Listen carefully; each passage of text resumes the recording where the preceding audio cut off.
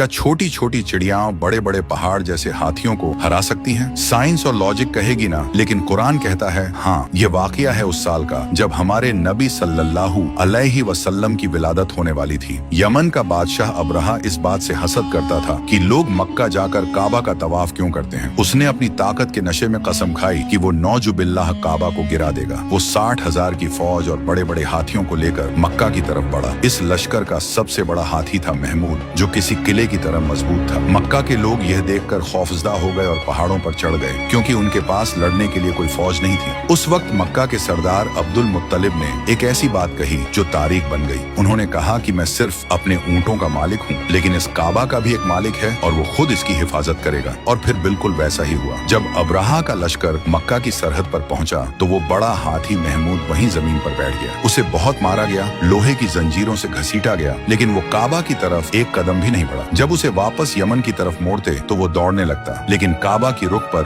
वो रुक जाता। अचानक समंदर की तरफ से आसमान पर काले बादल छा गए। दरअसल ये बादल नहीं थे, बल्कि ये अबाबील परिंदों का एक झुंड था। हर चिड़िया की चोंच और पंजों में मसूर की दाल के बराबर छोटे छोटे कंकर थे। अल्लाह के हुक्म से जब उन परिंदों ने वो कंकर नीचे गिराए तो वो कंकर किसी गोली की तेज रफ्तार से हाथियों और सिपाहियों के जिस्म को चीरते हुए जमीन में धंस गए। पल भर में वो तकब्बुर से भरी फौज ऐसी हो गई जैसे खाया हुआ भूसा। अल्लाह ने यह दिखा दिया कि जब वो चाहे तो कमजोर चिड़ियों से भी बड़े तकब्बुर को मिटवा सकता है। अगर आपका भरोसा भी अल्लाह की ताकत पर है तो कमेंट में अल्लाहू अकबर लिखें।